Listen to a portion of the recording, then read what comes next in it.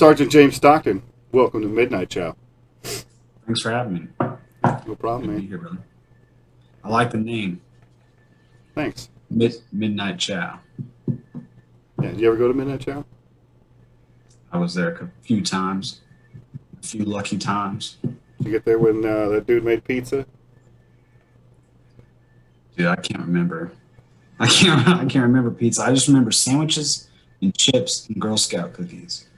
And like you said earlier, purple juice, that purple stuff. Yeah. That's all I remember. I mean, I remember playing poker with Girl Scout cookies in Midnight Chow. Oh, I remember as the chips? Yeah, yeah, I remember doing that. So, what was your MOS? Um, I was a 19 Delta. I joined the Army when I was 17. Joined as a scout. Went to basic at Kentucky, Fort Knox. Went to airborne school.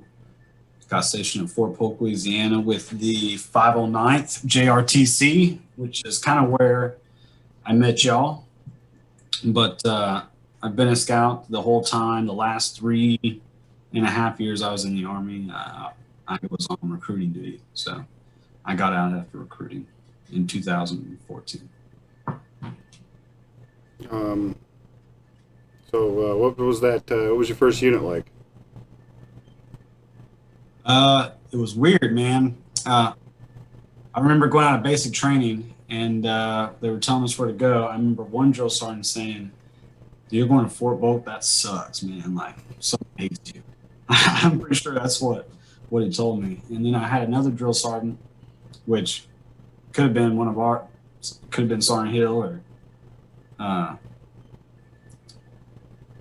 Jacobs? No, drill sergeant, Hispanic, first platoon. Guerrero. Guerrero, yeah. It could have been one of them. And then someone said, "Oh, you're airborne. You're going to go to 509th. That's going to be pretty cool." So the 509th was the Op 4 for JRTC. We got to run around like bad guys, dressed in civilian clothes, and set up hasty ambushes, sit on IEDs. And that's all we did every month. And it was, looking back, probably the coolest job in the Army that you could have. I didn't know how lucky I really was. But I got to go to air assault school there. Made an attempt at Ranger school and had a really good time there. Basically where I grew up before I met y'all. Was there any particular NCO or somebody who influenced your early career? Yeah, my very first platoon sergeant, probably just about like every soldier, their very first platoon sergeant. It's like a dad to him all the time, but I had a really good one. His name was Sergeant First Class Berg. I'm pretty sure he's a sergeant major now. He's still in, but he brought me up. Um, Basically like a father figure. I remember going over to his house and he would give me a beer and then he would break out a TM or an FM and we would go over. This was like when I was 18. And he was going through a divorce and stuff and I used to mow his yard for like 40, $50 on the side. And he'd come in and I remember one night he got real drunk. And, he brought out a T&E and he fucking put it on the table. He's like, "All right, timing me. Put this T&E together and stuff like that." He was just he went above and beyond for me, kept me out of trouble, had my back on a couple situations. Just a really good guy. Pretty much outside of my grandfather, probably the biggest father figure in my life. It sounds a lot like my first platoon sergeant there at the 361, Yeah. Sergeant Eichstead. He'd come, he'd do a room inspection, and he'd immediately just open up your fridge and see what kind of booze you have. And you'd be like, "Oh, this looks good." Pour himself one and just sit there and drink and be like, "All right, your room looks good." And then leave. Yeah. I remember they would do a room inspection because I was underage for most of the time I was in the Army. I actually turned 21 on the plane home on leave from Afghanistan. So I didn't do any drinking in the Army. You were just a good little boy, huh? Perfect. So when did you get to 361 Cav? That was right after Christmas break of 2009. like January. As soon as you guys got back off the leave. So, what was your who'd you get assigned it to in 361, and what was your duty position? I got there, like I said, in February. I think there was a battle. I think I had all the platoon sergeants fooled just because I had airborne and air assault. And I came from JRTC there. I think they were fighting over me and Sergeant Jacobs. I guess he got me, right? So I went to second platoon.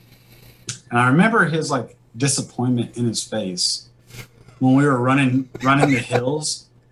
When we were running the hills, dude, I was dying. I was dying running those. What were they call it? The racetrack? The roller coaster. The roller coaster. I came from below sea level in Louisiana, and when we did that, I was like, "Oh my, Jesus!" I just remember like, "Man, I shouldn't have picked him." I remember starting. He was like, You remember my first day in Black Knight? I was in White Platoon. And we did, yeah, the first day I was in White Platoon. And we played football. Yeah. We played football, and I scored 2 touchdowns. And, I scored 2 touchdowns. And I was like, get me out of this platoon. Get me out of this platoon. First sergeant took me in the office, and he's like, all right, we got a couple other fist. Everybody, every platoon's got a fister. Who do you want to work with? It was Bullock. mm-hmm. And there was Adams in blue platoon, and then Avalos in red. I'm like, give me Avalos, please. Really? Yeah. They let me pick which platoon I went in. And I remember when they told me I was going to your platoon. It was after Keating, and first sergeant brought me in. He's like, "Hey, you're going to go to." And at the time, to be honest with you, I did not want to go. After being in Keating with y'all and having the commanders that we had, I was probably a little envious. I re-enlisted to go to Afghanistan because I knew you guys were going, and I was there to shoot some rounds. To be honest with you, and watching you guys get to have most of the fun out there when we get in a tick. And we're sitting in here, and when I'm on a tick, they're telling me, stop shooting, blah, blah, blah. We can't shoot. I used to get pretty pissed off about that. That must have been rough. Because your platoon ROE was completely different than Red. And then, I'm just like, what the fuck are we doing here? Let's shoot something back. We would get shot. We get shot when we're on stand 2 or guard duty, and then if someone shoots, you got to let at least a couple rounds off. I don't know. I get it's probably your pride or your ego. Probably smart thing is to not shoot. I don't know, but it felt wrong. That's all I know. And I know you guys were cocky as fuck. I heard the way y'all talk to each other and stuff like that, and I was like, that's not going to be a good fit. I was like, just let me ride this out in second platoon. I just got here. January 9. Spent 4 months, and we deployed in May. Yeah. I just figured out everybody's fucking name, to be honest with you. And after that, they sent me to your platoon, and I was like, holy shit. At the same time, I was pretty grateful that they sent me, and you had Larson, and you had Romachet, so I didn't really have to be a leader. Yeah. Yeah, and I'm thankful that those guys were there because when they promoted me, I don't know what they were doing, to be honest with you. I was not looking back, I was definitely not ready to be a sergeant or definitely. I think you did. You did all right. I always thought you were pretty squared away. I was the E4, pretending to be an E5. And I was happy with that because the guys that were above me actually, leading the patrols and stuff like that, can't replace those guys with me. That was my first time. Honestly, I was just along for the ride. I was like, hey, Sergeant Major, I haven't been on deployment. Can I just tag along with you guys? And, I know we're going to go get into some shit, but I wanted to get that deployment before I got out of the Army. That's what I signed up to do. And I was not expecting to be put into a leadership position, especially in country. I mean, that was You did. not what I was expecting. You did all right, dude. I don't know. I don't know, man. I realized I was super young. I had just turned 21. Yeah, Just see, turned. I was the old man. I turned 25 over there, dude. When I got sergeant in October 1st of 2009. Can you believe that? October Crazy. 1st. And that's really where it all started, man. October 1st. So let's talk about where you deployed to and what that was like. So what did you think when you first got off the bird at Cop Keating, or that next morning when the sun actually came up? You know, I don't really remember the next morning. And I was so green behind the ears and like just knew. Like Dude, everybody was, man. it didn't really register me. I was ignorant to the fact like, oh, they put us here. I mean, the other guys were here, so I mean, you know, I was like, yeah, it doesn't look good, but I kind of had some blind faith, to be honest with you, or just ignorant to the fact. You know, I understand we're supposed to have the high ground, but I guess I just was putting my faith into the leaders. Like, well, I mean, this is a spot. This is a spot type of thing. But it definitely didn't seem tactical. But the night is what I remember. That ride into the chopper on the Chinook, and I remember getting down. And I'm like, all right, this is it. This is it. We're here, you know. And I hadn't been on a lot of choppers since then, and I remember the static of the blades. And I just remember everybody started screaming, and I'm like, what is that? I'm like, what is that? Are we getting shot at, or what? Everybody's telling me to get down. The chopper was lifting off, and I remember as the chopper lifted off, the noise, the rushing sound didn't get too much quieter. We had our night vision goggles on, and I was just walking around, and I don't know who was beside me, and they're like, hey, watch out for that river right there. And I was like, what river? And I look, I was like, oh, that's the noise, this roaring, rushing river that's right here. Oh no, the LZ's an island. Yeah, I was on a couple steps of it away, and I'm like, oh, shit. I was like, okay, there's a river right here, and I just didn't realize how close we were to it. You know, I don't know how many guys were on there. I should know. And I wasn't the first wave in. You know, the sergeants went in before, but I don't know which helicopter ride over there I was there. But next morning, I was like, all right, well, here we are. Let's see what happens. You know, I didn't really know what to think. Yeah.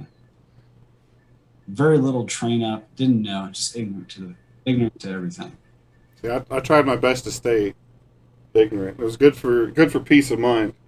Can't spend every day worrying about that shit. Dude, if you knew, that's what I'm saying. Like Romachet and those boys that kind of knew what we were going into, like they did a great job of hiding that. Well, they didn't tell us nothing.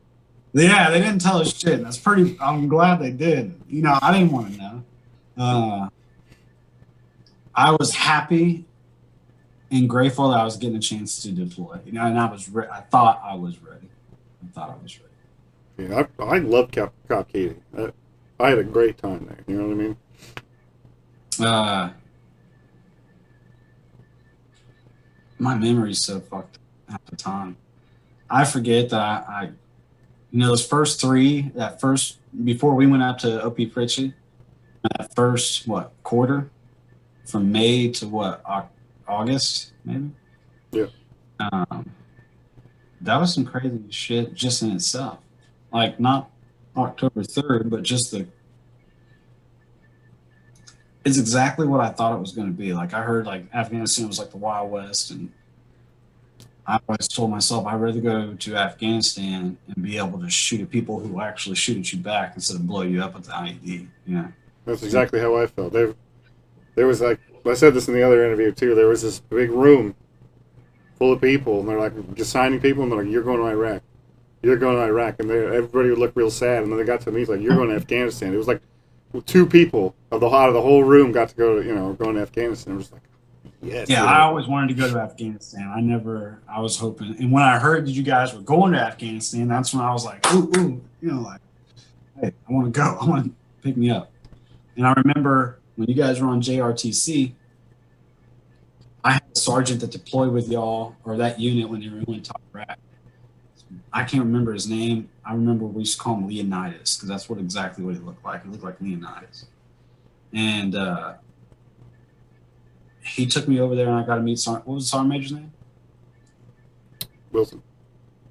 I met Sergeant Major Wilson. I walked past Sergeant Hill and Sergeant Guerrero, and they were all looking at me, eyeballing me. I was like, holy shit, that's my drill sergeants. I was like, Sergeant Guerrero and Sergeant Hill were my drill sergeants. I think Sergeant Hill was the senior drill sergeant. And I remember Sergeant Guerrero was a mean motherfucker, dude. Mean. Yeah. I didn't particularly like him. He was mean in garrison. Was he really? Yeah, but yeah. Yeah, he was mean. I know Sergeant Jacobs that was like his fifth deployment? Fourth or fifth deployment. Can you imagine that? 5 years, and he probably did a couple fucking stop-loss years. So probably 6 years in a combat situation, an intense combat situation. And that's crazy to me. It's crazy. See, if I'd have been thinking, I would have re-enlisted and volunteered for another unit that was deploying. You know what I mean? It's the garrison shit is what killed me. Like, we got back, and everybody just goes back to treating you like you're a dumbass little kid, even though you've just been through the ringer. I was like, fuck this shit. You know, I'm out of here. I think it's part of the process. It's part of the process. Garrison always sucks. I mean, there's no part of garrison that doesn't suck. But I think that's one thing that they got wrong, man, because you have a lot of war fighters. You know, a lot of war fighters in this generation that got out because of the bureaucratic garrison bullshit, right? And the next conflict, you're going to have to start and train a whole freaking fresh new people who've never went to war. You know, but if you could have adapted to the guys who have been fighting for 20 years and let their experiences kind of mold and shape the rest of the army, I think, you know, the guys coming up would probably have a little bit, at least have an idea. Yeah, dude, I thought there would be a lot more training in garrison, you know what I mean? But it was like, yeah, it's a lot of bullshit, huh? You train like every other month or so. You do like a week of training, and the rest of it's just picking up cigarette butts, doing inventories, and getting yelled at for existing. You know, it's on the. I think it's dependent upon who your leaders are. You know, at E5 has the capability of keeping his guys busy. There's something you can be doing. I mean, I don't really know. I don't have a lot of experience to pull off of it. In Fort Polk, I've seen the craziest shit that happened. It was pretty lax because all the guys deployed and they're coming there to kind of, I don't know, it was kind of a party the whole time. It was just fun. We trained all the time, but we trained as the bad guys. And it was probably one of the best jobs in the army. I don't know. Some killer might think otherwise. All right. So how many times did you go to the OP, and did you go twice? No, I never went to the OP twice. I went on leave in August. Probably got back in September. Bro, when I was in Afghanistan, I was 155 pounds. Yeah, me too. When I got home off leave, my parents were like, my mom and my grandparents, and my ex-wife was like, "Oh my god, you look unhealthy." Like, yeah, I've got pictures of when I first got back. I'm like a fucking skeleton. Yeah, I remember when I went home on leave and I was buying clothes, I was able to fit into a 29 waist. Yeah, dude, I have a couple of pants where they were 26s in the waist, and I was wearing small t-shirts. Yeah, I could fit into a. Don't cut that out because people need to know that. That's a huge detail. That, like, I remember going to one meal a day, one hot meal, Do you remember that? No, dude, I would eat. We would get like one hot meal a week, and I I would re- just eat the MRE crackers and like yeah, the everybody would sausage just cup. eat. And I can't eat it to this day, man. I remember in Afghanistan, I used to mix my tuna with my ramen noodles. And I can still eat ramen noodles and I can still eat tuna, but I tried mixing it the other day and I couldn't eat it. I couldn't. I took it away.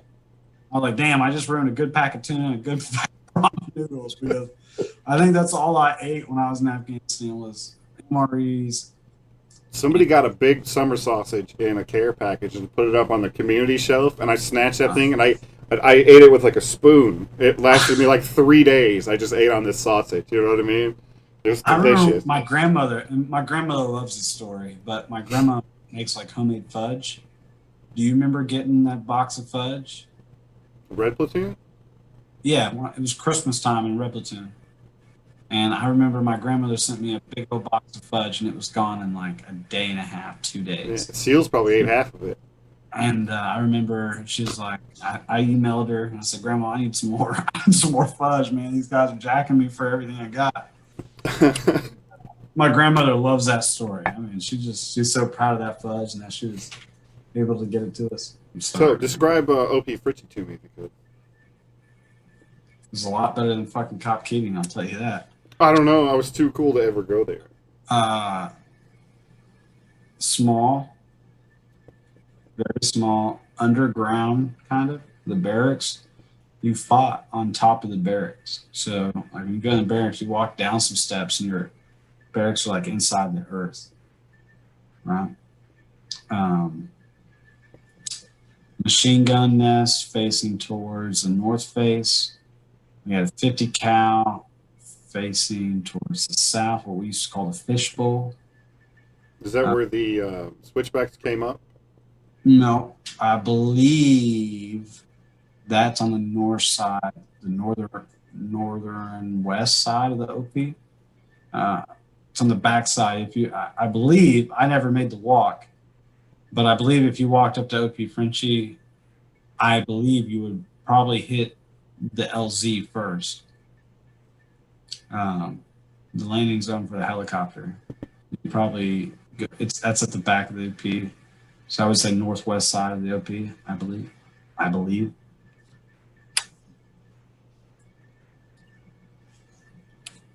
We had a let's see. They're all guard towers, makeshift. Everything was on sandbags. I think third platoon upgraded some of the positions with sandbags. I think I remember talking to Adams and he's saying like all they did was fucking bag sandbags. And thank God they fucking did. Because that's what we were behind.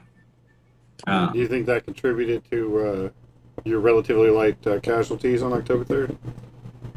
I think the position, and if Blue Platoon did any improvements to the OP, I guarantee you that saved lives. Because I mean, it was sandbags. Thank God. I mean, if I heard they did improvements, and I heard they were only just bagging sandbags up there, and I'm glad they did because I guarantee you that probably saved somebody's life. But the position, we had the high ground. You know what I'm saying? It was the Yeah. high. We had a little spur that connected to us, and the Afghan army had a little position up there, and you got to see Kamdesh. You can see Kamdesh. Did you ever see Kamdesh? Uh, Only on like the really when you went north face high, you could kind of Yeah, and see you it could see the off in the top of the distance. buildings and stuff. Yeah. Yeah, I remember seeing a guy on top of the building looking at us, but we were on the north face. But yeah, you can see into Kamdesh. Um, there's a couple little huts outside the OP, and there was a huge depression. We used to call it the fishbowl. And if you get on Facebook or online, I'm pretty sure like Fulmer and some of these other guys, I know I have it, but you got 18 gun runs up the fishbowl and fishbowl. We took a lot of activity, and most of it, I can't remember. I mean, I feel like because we was there in October and it started getting really cold, I don't remember as much constant contact like I remember when we were down in Keating with y'all. But the couple of days leading up to October 3rd, I remember taking quite a bit of contact. You can go into that a little more. What was the run up to the third leg? Uh,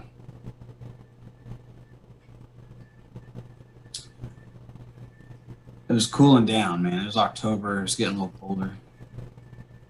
It's actually, I think it was feeling nice. It was pretty nice. I was in my bunk. Well, that's October 3rd. Let me start back. October 1st, me and Vicky Valancourt. I call him Vicky Valancourt. That's what we call him, but I think his name is Joel Valancourt. Yeah, Dirty Joel Valancourt. Dirty Joel. We used to call him Vicky Valancourt. What's that off of? Billy Madison? I have no idea. Yeah, Vicky Valancourt's off Billy Madison. We had gotten promoted to sergeant somehow. I don't know how. Yeah, what happens at the OP stays at the OP. Like Richardson accidentally got promoted up there. Bruh, I don't know what they were doing. I don't know what they were thinking, but I definitely should have been sergeant. Richardson, he was an FO, right? Yeah. He was Well, just as for frame of reference, once we got back to Colorado, Specialist Knight was put in charge of Sergeant Richardson.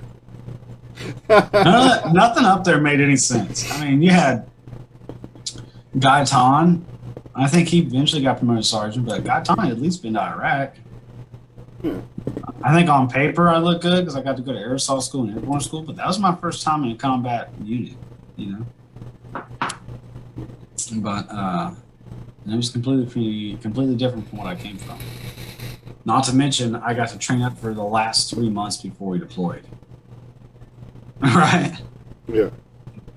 See, during the JRTC, I was in HHT in the squadron talk. Ah, that must have been nice. I mean, yeah, but then like 2.5 weeks before deployment, they're like, "You're going to Black Knight Troop," and I had been certified on all these computers and commo equipment. I'm like, you know, what the fuck? They're like, I got to Red Platoon. I went to Black Knight because I was the only HHT fister left who wasn't on the profile. Lucky you, bro. I know, right? I could have Lucky spent the you. whole deployment drinking coffee, getting coffee for Sergeant Kalish. So I got to get put in the shit with you guys. I'm glad you guys were in a lot more shit than I ever was. I mean, OP Fritsche, it was a defensible position. Not to mention that, I mean, we took a lot of contact that day, but a lot better position than Keating for sure. All right, let's break down the Battle of Kamdesh from your perspective. Because that's what this interview is all about. Nobody, like, the books don't barely even mention that an OP even existed. Neither does the movie. So. Well, I'm going to, yeah, I mean, second platoon is kind of lost platoon, but I mean, we weren't there. I mean, we weren't at Keating, so completely understand. No ill will. No, I know. I'm not trying to minimize you guys at all. I'm just saying, like, you guys, your story didn't get told. You guys were this shit too. Not as bad as y'all. It's not a question of how bad it was. You guys held down what you had to hold down. Yeah, I'm definitely proud to be a part of it, for sure. But October 1st, I got promoted, and I remember, I don't know who was on the LRAS. I think I was on the LRAS facing Kamdesh, right? And there's this guy. No, there's 5 or 6 guys. And when I recollect, I'm doing this from the best of my memory. I am going to preface this with I can't remember what I fucking ate yesterday, let alone some of this details and stuff. So I'm going to give you what's in my mind. It could have been put in there from people telling me a story and mixed up. If I get it wrong, I'm not trying to lie. This is how I remember it. But on October 1st, I was on that LRAS looking towards Kamdesh, and I saw like 6 dudes all crouched in a circle right below this IV line, and they were just sitting there looking at us. And I called it up, and we started taking mortar rounds on October 1st. We had been taking mortar rounds pretty consistently. They were basically walking them in. I remember them getting closer and closer. I think an Afghan army guy got a piece of shrapnel in him or something like that. And we seen these guys out there, but when the guys were out there, the rounds weren't going off. And I remember calling it up to talk, and telling me to continue to observe, right? And the second day, I think I got up there, or maybe Richardson was up there. I don't know who it was. I just, from my recollection, I remember those guys being there the same day, the next day. And they're just right below IV line. They're just talking and watching. We started taking more rounds. And then October 3rd, I remember being in my bunk, mortar rounds dropping or gunfire. I mean, I don't know what it was. I just remember gunfire. Put on my kit, go to my position. I remember I had to talk myself into it. It was crazy because it was the first time I'm really seeing bullet strikes all over the place. There was stuff up there called moon dust. I don't know. I can't remember if they had it in Keating. It was just like sawdust. I mean, it was everywhere. When you walked, it was insane. But I remember just seeing rounds hit that. And that was the main alleyway. And I had to run through that. And I was like, all right, well, here we go. And I don't know where I went to first. I can't remember if it was below the machine gun nest or if it was in the machine gun nest. I don't remember. But I remember Sergeant Reardon being in the machine gun nest, and I remember just it was an insane amount of rounds. We never had a constant barrage, right? I mean, it lasted a lot longer than what was that I've ever experienced at Keating or anywhere else, and it was continuous. And I remember they had that tower zeroed in. We had a 50 cal, an LRAS, and a SAW in that tower. And I was below the tower, behind sandbags, looking towards Kamdesh, or where those guys were the days before. I think Sergeant Richardson was close by. I can't remember. I remember the mortar pit that was just, I guess, to the southeast of me, just above me, where Jesse Holmes and Stickney and I can't remember his first name, but Sanchez, Mexican dude that sounded like he was a white guy from Alabama. Yeah, the second most southern guy in the unit. Yeah, who's Mexican, dude. He was a good guy. Yeah, he was crazy. I can't even do it. He's but I remember Sergeant Reardon, and I don't know what the time frame was. I can't really remember a lot of stuff before. There was a corner that went around this LRAS, right? This little corner pathway, and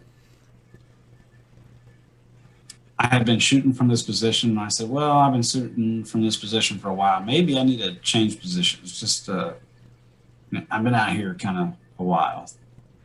And I'm pretty sure this story got told to me. It's not from my own recollection. This story got told to me by Sergeant Brad Lee while I was at recruiting school, and he was at drill sergeant school. We were just right across the street from him. This is a story they told me. I moved, and right where I moved from, an RPG hit, and I had just turned the corner. I remember there was dust that came up, the fucking moon dust. And I remember Sergeant Lee or someone saying, you're fucking lucky. That was a close one. I remember that. And then, that was definitely before Sergeant Lee was there. Maybe Sergeant Lee called me around the corner. That may have been what it was. I can't remember. But I went around the corner. I remember Sergeant Reardon in the tower, and I remember him kind of, I don't know if it was screaming, but he was just grunting. I remember him. I don't want to say anything bad about Sergeant Reardon. The amount of rounds that were coming to that tower was crazy. But he was basically combat ineffective. They had him pinned down. He couldn't even, he had bullets were hitting the 50 cal and the LRAS and the saw and fragmenting, and he was getting bullet shrapnel all over him. Me and Sergeant Lee was telling him to get the fuck out of the gun tower.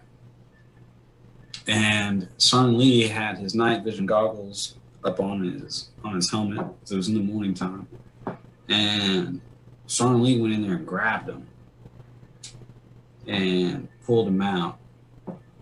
And I remember seeing Sergeant Lee's face, and he was kind of like, I don't know, just a blank kind of stare. But I looked at his night vision goggles, and his night vision goggles had been blown in half. Like the guts, the wires, and all the chips and stuff was hanging out of his goggles. So I can only assume that he took a round to the nose, so that's exactly what it looked like. Sergeant Reardon was okay. We continued to fight. Kind of goes blurry from there, man. Seeing the guy in the rack vest over there by the IV line where those guys were talking. And I think things had calmed down. I don't know if this is earlier or after or during. I can't remember. I think it was after when stuff kind of chilled out. Maybe it's, I don't. There was a guy with a rack vest and radio. I got clearance. I was shooting the M21.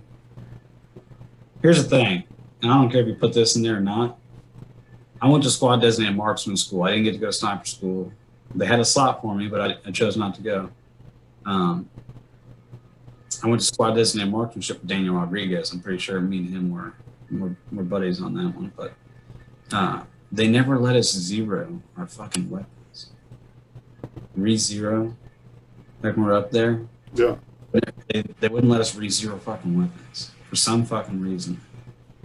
And I had sniper rifle. You need to re-zero the fucking sniper rifle. But the first time I shot, I remember a round landed right at his feet, and then I adjusted immediately and aimed higher, and I shot again. And to be honest with you, I don't remember seeing him going down. I don't remember seeing him running away. I don't remember. I remember he was there. I shot, saw the dust hit. He started to move. I shot again. Paper says I shot him. I like to think I shot him. I don't know if I shot him. He stopped doing what he was doing, though. He stopped doing whatever the fuck he was doing, yeah. And right about after that, we stopped taking mortar rounds, so I think it was a spotter. I mean, I don't know. I think it was a spotter. But I remember the biggest thing that I remember, we were still in contact. Bullock, your FO. I don't know if you could ever get him on here, and I haven't talked to him since. He's on the list. Is he? Yeah. Ask him about when he got shot in the head. Yeah, that's the big one. Yeah, I heard he went down like a sack of potatoes. I remember watching it, and Bullock, none of my best friends were scouts. All my best friends were either medics or FOs for some reason. And Bullock was my boy. I loved him, still love him to this day. A tall, strapping lad. Yeah, he was a big dude. Just the biggest black country boy you could ever meet. Lovable. I mean, would do anything for anybody. Just a fucking great human being. I love fucking Bullet. It's sorry that we don't keep in touch as much, but that's a good guy right there. And I remember. And I'm like, oh shit! And I remember watching him get the fuck back up too. And he was running ammo to the 50 cal, dropped and got back up and started running. I was like, holy shit, what the hell's going on, man? But we were running. We got everybody on direction and where to cover and kind of stuff like that. And I just started running ammo. I mean, everybody needed ammo, and I remember running ammo for a while. I remember Sergeant Martin telling us why the fuck we're not in the guard tower. And he just like comes rolling, like walking around. He's like, why aren't you guys in the guard tower? I was like, look at it. It's fucking Swiss cheese. They have it zeroed in. I mean, you can get up there. But you're not going to be able to lift your fucking head. I think someone eventually did get in there, but the contact died down afterwards. But I remember our ammo pit was like in this little hole in the earth. It's like a little cave, as you will. Just fucking ammo everywhere, right? Just crazy. I wish I could have took a picture of the ammo pit. And I remember getting the news, so I don't know how long it's been going on, but I remember getting the news in my ear that they were inside the wire at Keating. And I was like, what the fuck do you mean they're inside the wire? Like, what the fuck do you mean they're inside the wire? Meanwhile, I'm getting like, I think Sergeant De La Cruz is asking for tow missiles because we had a tow missile launcher up there. I'm like, we don't have any tow missiles. Someone's asking for 240. I'm like, we got 400 rounds. Like, we're getting low, right? And when they told me that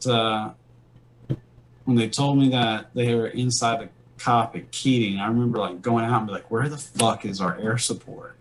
I'm like, we've been doing this. So I remember like going out the whole line.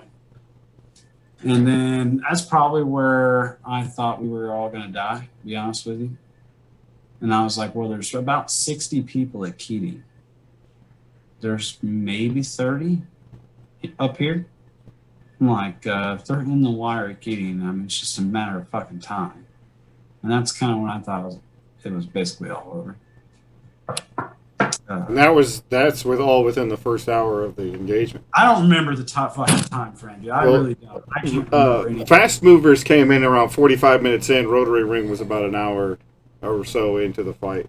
I just remember like, where in the fuck is our air support? That's what I remember. Like, where the fuck are they? Like, they never take this long. Where the fuck are they? Dude, the sense of time. I can't. Yeah, you were like, "What? Where's our air support? It doesn't take this long." But you were probably only 30, 40 minutes in. You know what I mean? Like, see, I don't remember. I remember watching them. I remember watching from the top side of them dropping shit. And I'm like, that's on Keating. Like, I remember watching the smoke out of the fucking valley come up after the bomb. That's when the B-1 Lancer dropped its whole payload in Ermul. Dude, I remember, dude. And there was one time where we were calling 155s, or they were bringing them so close that everybody basically pulled in and went inside the barracks. And because I think it was the 155s because they weren't too accurate at the range of where we were at. I don't know, but I remember. My other interview I've done already is Sergeant Kalich, the squadron FSNCO. So they fired. Like, before lunch, they fired 300 rounds at max range in support of you guys. I guess the idea was Suter wanted to Suter and Schroed there in the talk wanted you guys to be able to free up your mortars, get you guys enough breather room so that you could shoot in support of Keating. They knew where the mortar pit was. I mean, if you ever thing with Jones or Stickney or I was right behind the mortar pit, and I remember this funny fucking thing. I had the M21, and we were taking rounds, and I was shooting over Jassy Holmes and Sanchez, and they're like, fuck yeah, Stockton, fucking kill him. And I was like, I'm just like blasting away, like, and they're sitting there laughing. I mean, it was surreal. But I don't understand. I remember multiple times of us being close to death and us laughing about it. I'm not just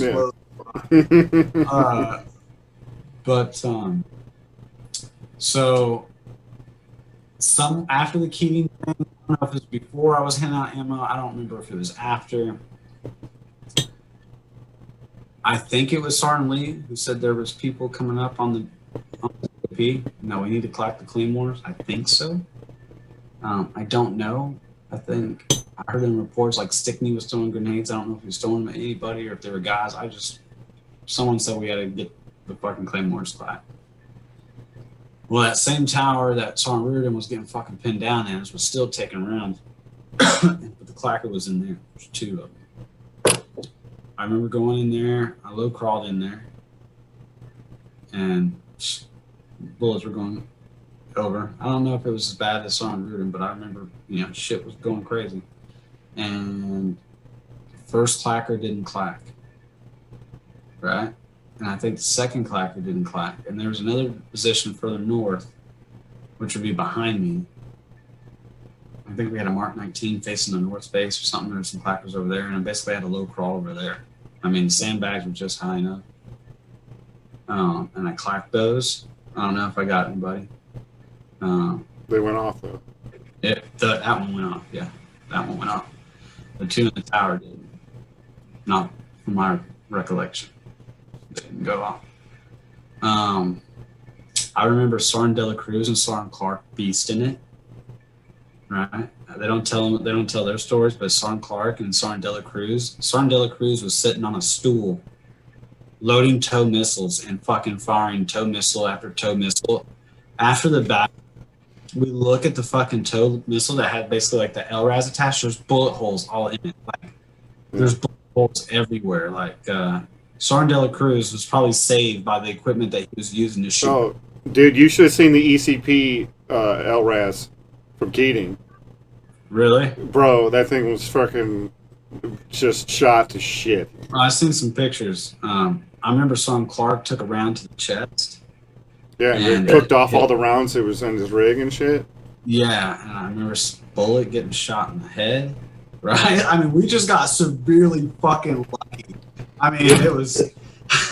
I mean, I don't really understand how we didn't take more casualties that day, but I mean, thank God we didn't. I remember getting reinforced. Like when they show the movie and Captain Portis comes down and stuff. I don't remember really seeing Captain Portis, but I will tell you this, and this is from my best recollection. I don't remember this to be true, but I'm telling you this story. I think I was in the talk, and they reinforced us with fucking everything. They put everything. I mean, we went from having 30 people on this cop to like 150 or on this OP. I mean, people were sleeping on the ground. They brought in a special forces unit. I believe it was a National Guard special forces unit. And these guys were fucking crazy. I mean, they were funny as shit. They did not give a fuck. Matter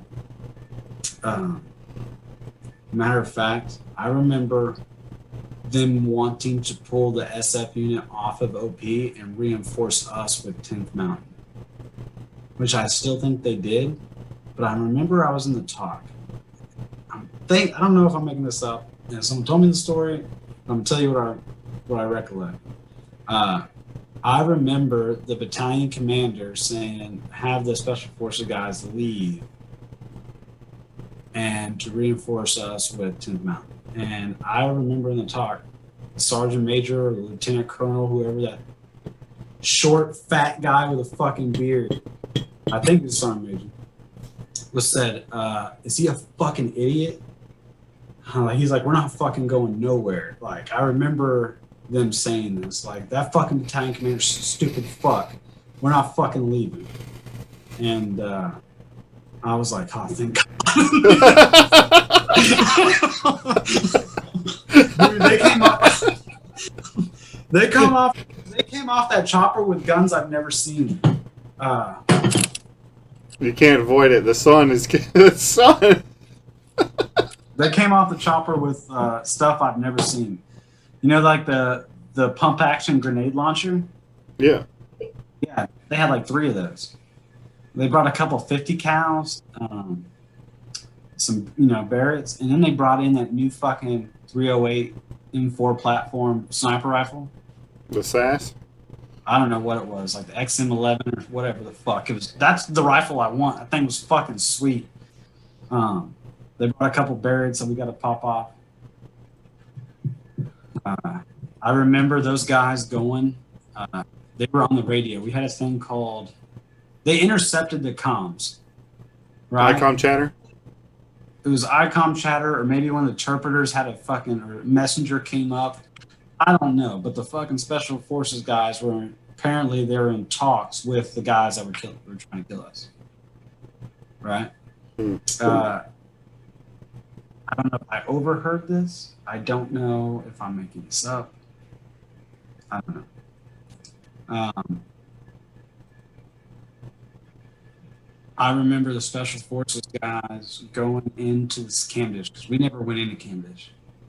We never left the fucking OP barely. I think a helicopter killed a couple guys with the RPGs while we were up there. I think Sergeant Clark led a platoon out there, but we didn't travel far outside the OP very often. And these guys went into the city, like into the Kamdesh, and like one of the closest fucking huts that was next to us. They went in there and they pulled out like U.S. shotguns, U.S. boots, night vision fucking goggles, RPGs, fucking rounds, all American shit. And it was literally maybe 200 yards away from the OP. Maybe. May have been closer than that. You got some A&A with some sticky fingers, huh? Bro, I'll tell you another story. I don't remember if this is true. I don't remember this. I'm going to tell you, I don't know if it's true or not. I'll need someone to collaborate. Some of this is like a dream. I remember them saying that there's an Afghan soldier that is giving our disposition away to the enemy. And they're telling this to be true. I don't. But I guess they caught one of the Afghan soldiers talking to the fucking Taliban. And with the Special Forces group came a whole bunch of fucking Afghan commandos. And I want to tell you something about these fucking Afghan commandos tonight. These guys weren't your average pick of the litter fucking Afghan fucking pilot. These dudes were NFL superstar fucking, like they ate babies. Dude, these were not like your normal Afghans. Like these guys ate. And they were fucking huge. I mean, there was one guy. Do you know the Gustavo? Or Carl Gustav? Gustav, yeah. They had one of those, like a 7.72 millimeter rocket. I don't remember what it was. Recoilless rifle? Yeah, they were firing that shit from the shoulder, like, I mean, insane. I remember like, God damn, those guys were big, man.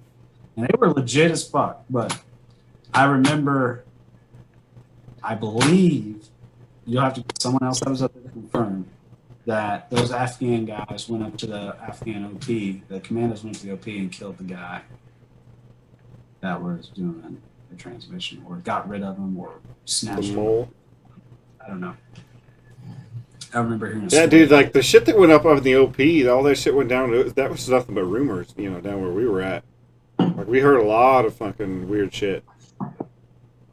Yeah. QRF. By the time QRF came down, like you guys got the chosen company, and they walked down. By the time they got down to where the sun was down and the fight was over, you know what I mean? Yeah.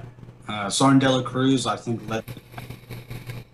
And I remember they were like, "You want any volunteers?" I was like, "No, I don't know if I want to go down there."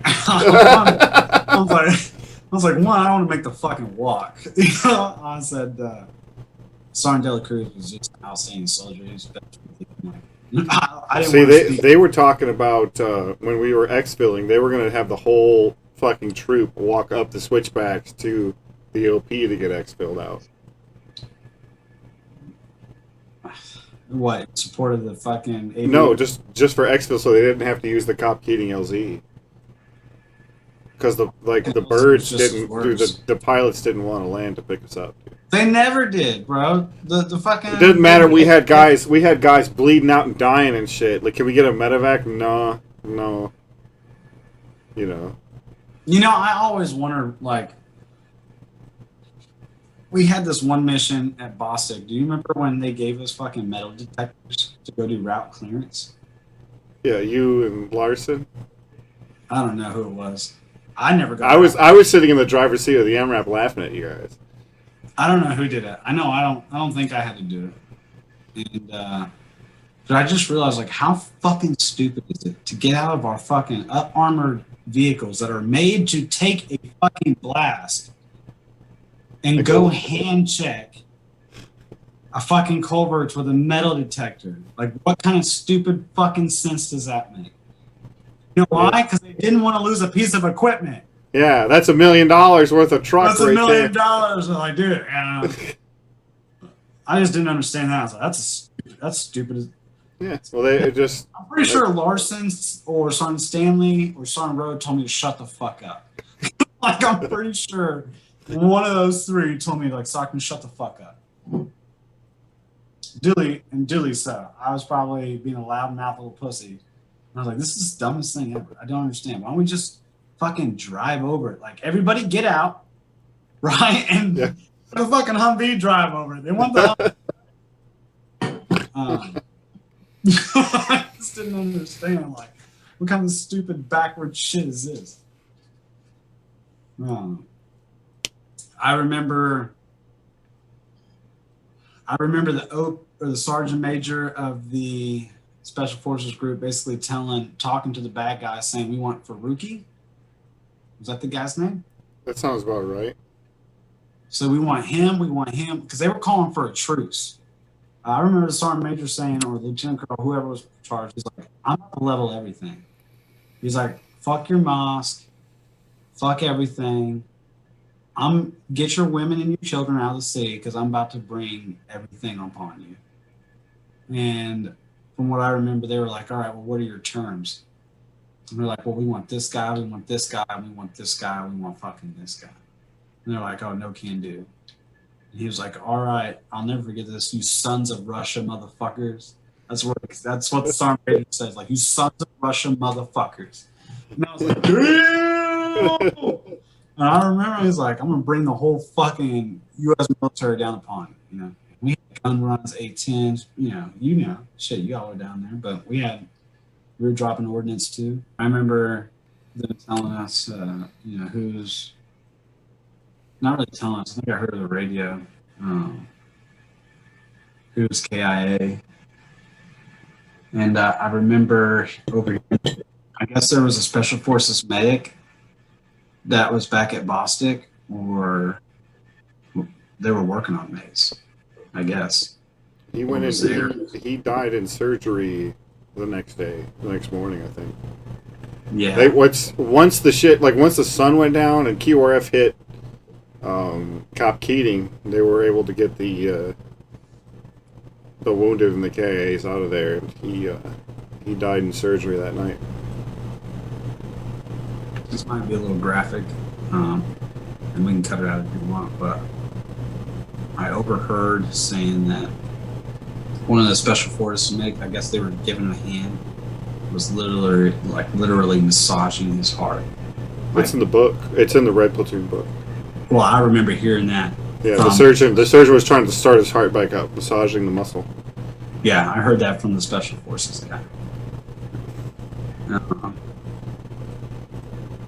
I think out of all the guys that were killed, Sergeant Hart was probably the one I was closest to. Yeah, dude, he went out with like a total G, dude. He's a total G. I remember, like, I was one of the last people to see him alive. He came in. He wanted to take Davidson with him, and Stan was like, "No, you're not taking Dave." He knew he was going on a suicide. He knew what he was. Oh yeah. All those guys in that truck knew. Faulkner was the only one who came back, and he, knew what happened to him. But yeah, I heard Gallegos. I heard Gallegos' last radio transmission. You know what fucks me up is that Sergeant Hart was in the truck that I would have been at. Well, what they did is they got the Stand 2 Truck 1 over by RPG Rock. They started it up and they tried to go drive it over to where LRIS 2 was. And only one person. They had a full truck and only one person came back. Yeah. That's where Griffin got killed. Hart. Another guy that I was super close to. I guess I'm not gonna say I was super close to. I wasn't super close to anybody. But one guy that I remember giving me a real warm welcome was Scusa. When I got to the unit, I think he was working with supply, and just a good-hearted kid, man. I mean, we were fucking kids. You were 24, but we were fucking kids. Yeah, he had a baby. His wife gave birth while he was over in Afghanistan, and He never got to see his kid, I never understood why they would let soldiers go home for deaths, but not for births. Yeah. Doesn't make sense. If someone's dead, they're dead. You're never going to see them again. But a new life, with the chance that you could die at any fucking day. Thank you. The military would want to at least for you to lay eyes upon your fucking kid. That's a sacrifice that when people say, thank you for your service, that's what you're thanking me for. I signed up to shoot motherfuckers, right? Yeah. You don't have to thank me for that. You don't have to thank me at all. But it's that, like a situation where like this guy died without ever laying eyes on his son. It was a girl's son? What? I don't know. That's sacrifice. I mean, that's like, holy fuck, But, Yeah. I'm glad I didn't have any kids when I was in the Army for sure. well, you know what fucking happened to me? Dude, you want to talk about just an idiot to begin with, and just so immature. Like, can't believe it. I can't believe they let us do that. Who else is going to do it? I know, right? Like, it's like, if it would have got me 8 years later, I'd have been like, fuck you, I ain't doing that shit. They had to get me when I was 17, bro. Because I was all after, I just wanted to say that I went, and, I wanted to go fight. That's what I signed up for. I mean, it's September 12th, September 11th. Yeah. It was yesterday, and I think I was maybe 13 when September, maybe 12, 13 when September 11th happened. All of my older family joined the military. All the kids that were older than me that I looked up to joined the military. My mom was in the military. I never met my dad, but he was in the military. My grandfather was in the military. My great-grandfather was in the military. I knew at 16 what I wanted to do. I knew at 13 what I wanted to do. I thought it was like a fight against good and evil. And I was going to go over there and fucking show those motherfuckers. Shoot Osama bin Laden right in the face. Yeah. And, I remember I walked in the recruiting station. I was like 30 pounds overweight and fucking. And I was like, I want to be an airborne ranger. And he was like, yeah, okay. You can't even get in the Army right now, to be honest with you. I want to be an airborne ranger. And I wrestled all my life. And I was used to cutting weight. And just so happens I was on varsity wrestling team. And I was weighing like 183, 190. And I cut down to all the way to 160. And the recruiter couldn't really believe it. And then I also took my ASVAB. And I took the ASVAB when they came to school. And I scored like a 32. That's because I was just trying to get out of fucking class. I didn't take it seriously. I just wanted to get the fuck away from class. And I remember my recruiter was like, oh, well, you got to pass and score, brother. You got to pass and score. And I remember being a recruiter saying the same fucking thing. Like, let's not fucking retake this shit. And I said, no. I said, if I'm going to join this, let me give me my best effort. And